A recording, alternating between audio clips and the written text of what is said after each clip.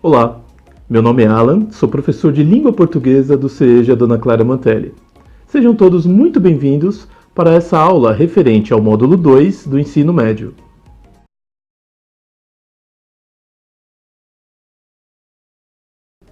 As cartas são um meio de comunicação que, embora não sejam tão modernos, ainda é utilizado por muita gente. Vamos aprender um pouquinho mais a esse respeito? Tipos de cartas. A carta é um texto presente na vida de muitas pessoas e utilizados com diferentes fins e que podem variar muito, dependendo da intenção de quem escreve, do seu estilo e do seu conteúdo. Ela pode ser mais formal ou informal, de acordo com cada situação. A primeira carta que estudaremos são as cartas do leitor. Atualmente, os jornais e revistas impressos ou eletrônicos costumam ter um espaço para comunicação direta com o leitor, tanto para saber a opinião dele a respeito de temas e assuntos que foram abordados, como para analisar o impacto que esse conteúdo está provocando nesses leitores.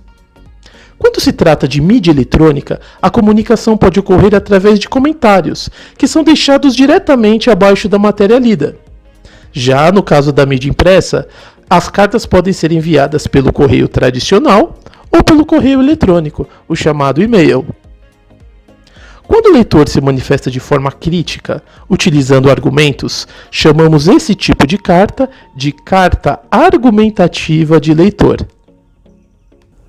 O próximo tipo de cartas que estudaremos são as cartas pessoais, que são cartas de cunho informal, que são uma forma de correspondência entre duas pessoas que já se conhecem. Uma carta pessoal contém as seguintes partes. Primeiro, parâmetros de localização do remetente, que é a indicação de data e local relativa ao momento da produção da carta, ou seja, quando e onde você está escrevendo essa carta. Seção de cumprimentos. Trata-se da saudação e dos cumprimentos ao interlocutor, que é o nome que damos a quem recebe essa carta. Seção de contato inicial. Quando procura-se captar a simpatia do interlocutor, a pessoa que está recebendo essa carta apresentando bons sentimentos a ele. Núcleo da carta. É quando finalmente entramos no assunto que nos motivou a escrever essa carta. Seção de despedida. Como o próprio nome diz, é quando o escritor se despede do destinatário. E por fim, a assinatura, que é quando o escritor se identifica.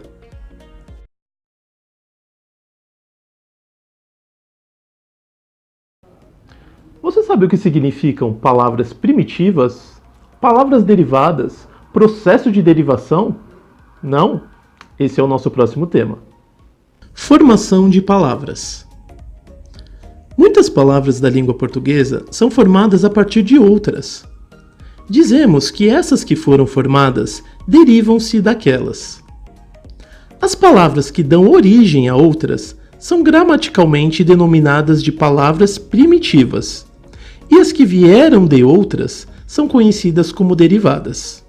Exemplo: a palavra primitiva mar tem como palavra derivada as palavras maremoto, marítimo, mareado, marujo e marinheiro.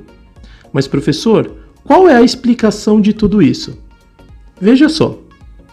A palavra mar, ela é uma palavra primitiva porque ela não saiu de nenhuma outra palavra.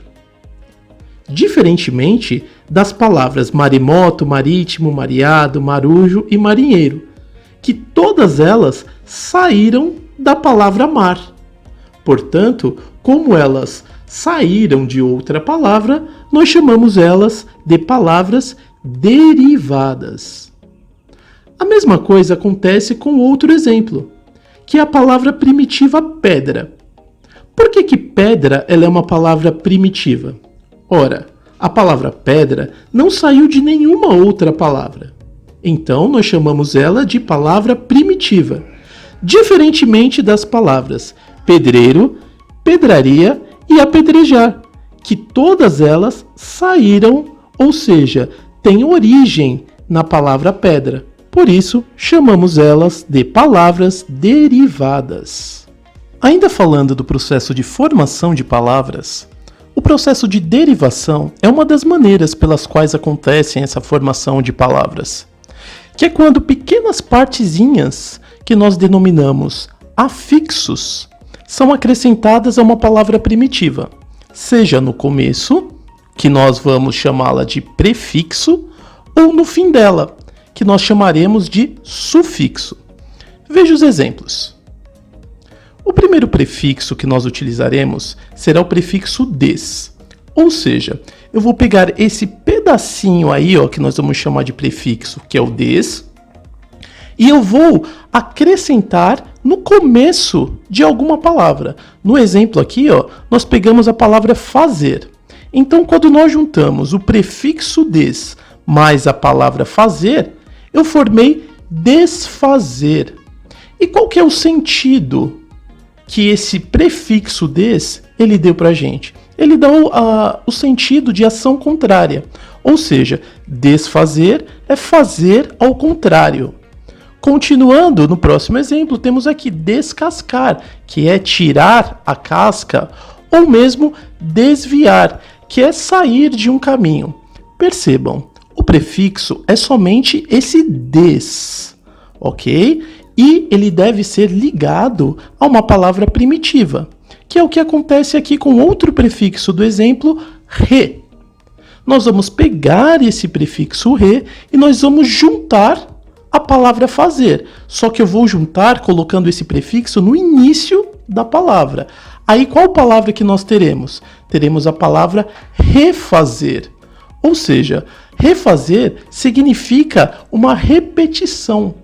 A mesma coisa eu vou ter quando eu colocar o prefixo re junto à palavra criar. Recriar, eu vou criar novamente. E assim sucessivamente com a palavra lembrar. A palavra lembrar, acrescenta-se o re e eu tenho relembrar, que significa lembrar novamente. Professor, o que eu preciso saber aqui? O que você precisa saber é que o prefixo é esse pedacinho que eu coloco antes da palavra. Percebam aí no seu vídeo como o prefixo ele está destacado. E isso você precisa saber. Assim como você também precisa saber o que é o sufixo. Se o prefixo ele vai antes da palavra, o sufixo ele vai depois. Percebam, eu tenho o sufixo inho e o sufixo zinho, tá? Ambos os sufixos eles vão dar o sentido de diminutivo. Por exemplo, eu vou pegar esse sufixozinho e vou colocar no final da palavra cão. O que vai acontecer? Eu vou ter a palavra cãozinho, ou seja, quando eu coloquei o zinho, ele me deu o sentido de diminutivo. A mesma coisa com a palavra primitiva menino, menininho, e com a palavra primitiva copo, copinho. Perceberam a utilização do sufixo? Continuando, temos aqui um outro sufixo, que é o sufixo ista. Sim, esse sufixo ele nos dá o sentido de ocupação. Por exemplo, se eu juntar o sufixo ista à palavra dente, eu teria a palavra dentista. Se eu juntar o sufixo ista à palavra skate, terei a palavra skatista. Assim como se eu juntar o sufixo ista à palavra manobra, eu terei manobrista. Qual foi o sentido que esse sufixo nos deu? O sentido de ocupação ou ofício. Então, apenas recordando e resumindo, prefixo é aquele pedacinho de palavra que fica antes de alguma palavra. Desfazer, descascar, desviar. O prefixo é o des. Refazer, recriar, relembrar. O prefixo é o re. E o sufixo também é esse pedacinho de palavra que fica no final de alguma outra palavra. Olha lá. Cão, cãozinho. Menininho, copinho. Dentista, skatista e manobrista. Conseguiram perceber? Espero que sim. Como você pode ver, O processo de formação de palavras, embora o nome sugira que seja um assunto difícil, é muito simples, uma vez que nós utilizamos elas o tempo inteiro. Então estude, porque isso cai em prova.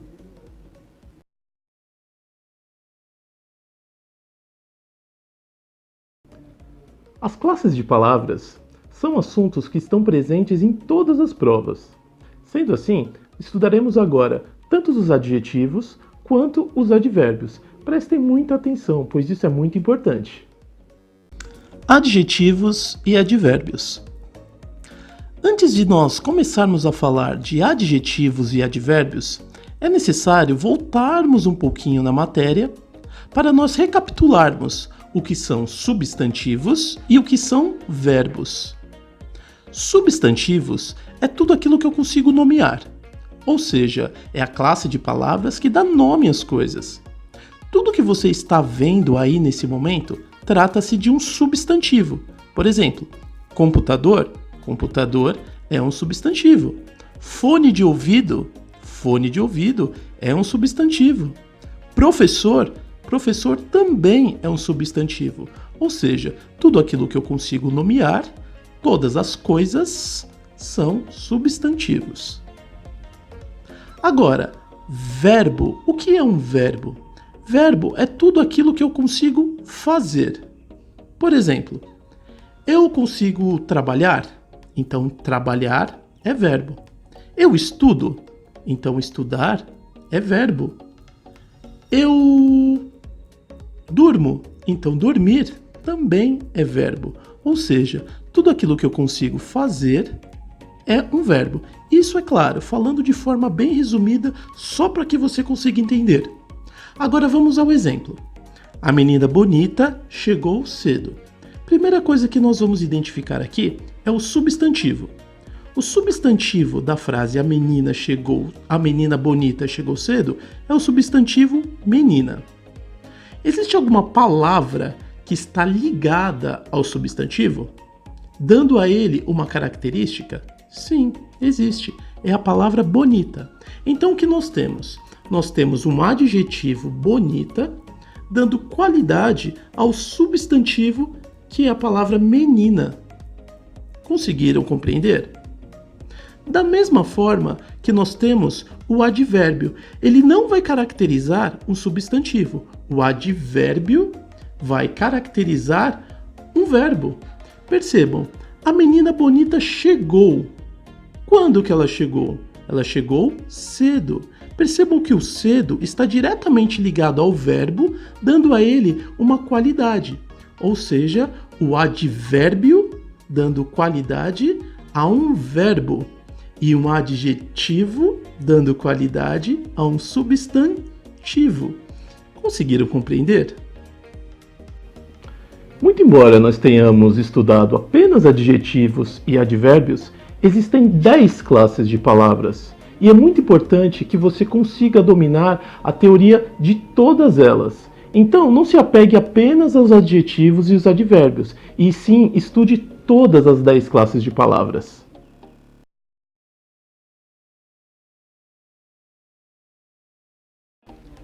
Ô, produção, não caiu a ficha ainda não? Ah, não tá filmando. Opa! Gente, quando eu falei para minha produção se caiu a ficha ou não, vocês realmente acham que caiu alguma ficha em algum lugar? Pois é sobre isso que nós vamos falar agora. Figuras de linguagem e intertextualidade.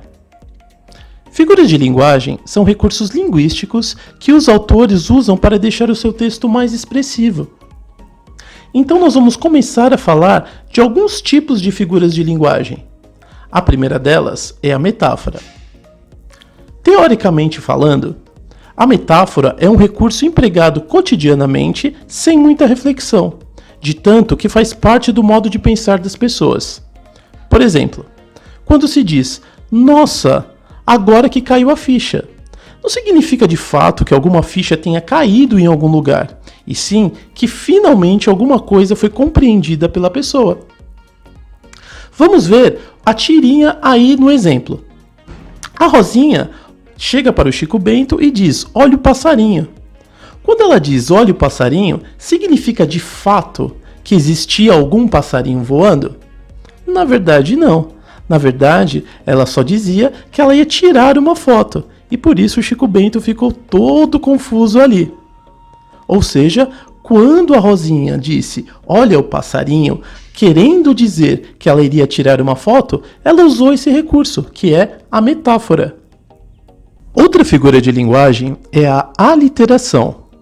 E, teoricamente falando, a aliteração trata-se de um recurso que prova o efeito de reforçar algum sentido, de revelar alguma intenção subjacente ao texto, repetindo-se uma consoante. Puxa, professor, agora você falou muito difícil. Calma. A aliteração nada mais é do que uma repetição de consoantes. Sim, vamos ao exemplo. O rato roeu a roupa do rei de Roma. Percebam, quando eu fiz a leitura dessa frase, o rato roeu a roupa do rei de Roma, eu repeti várias vezes a consoante R. Ou seja, toda vez que eu fizer essa repetição de consoantes, eu estou utilizando a aliteração. Ou seja, é muito mais fácil do que se parece. Outra figura também bastante interessante é a intertextualidade. O que é intertextualidade?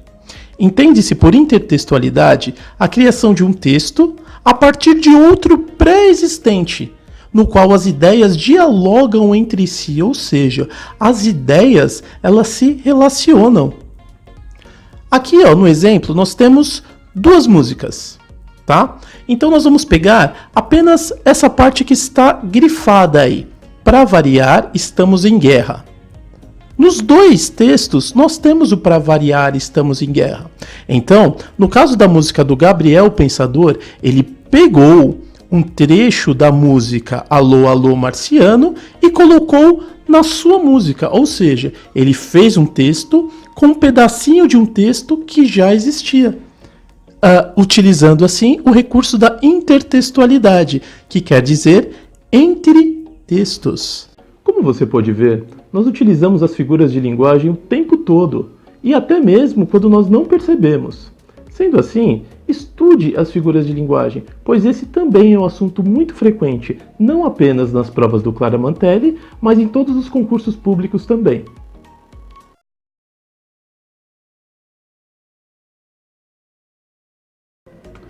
Quer aprender a resumir tudo isso nisso? Vem comigo que eu te ajudo. Resumo de textos. Resumir um texto significa sintetizar, abreviar ou recapitular o seu conteúdo ao essencial, tomando como referência tanto a necessidade do leitor quanto a finalidade do texto, os pontos de vista ali expressos e as linhas de raciocínio utilizadas para abordar o assunto. Em outras palavras, resumir significa tomar desse texto apenas aquilo que você vai utilizar. Dicas para resumir um texto. Suprimir explicações de afirmações apresentadas. Ou seja, eu não preciso de todas as explicações ali contidas. É necessário que eu coloque apenas as ideias. Já é o suficiente. Sendo assim, eliminar exemplos também é uma dica muito interessante, porque se eu já tenho a ideia, não será necessário colocar os exemplos neste resumo. E utilizar termos mais genéricos significa que eu vou, de certa forma, deixar o meu texto um pouco menor, porque ao invés de eu escrever meninos e meninas, eu vou escrever crianças. Ao invés de eu escrever gato, cachorro e ovelha, eu substituo isso apenas pela palavra animais. Dessa forma, o meu texto vai ficar um tanto quanto mais enxuto. Nossa aula se encerra aqui. Mas antes de terminarmos, fique com essa frase. Seu futuro depende de muitas coisas, mas principalmente de você. Então se esforce, porque você é responsável por tudo aquilo que conquista. E com certeza tudo dará certo. Até a próxima aula!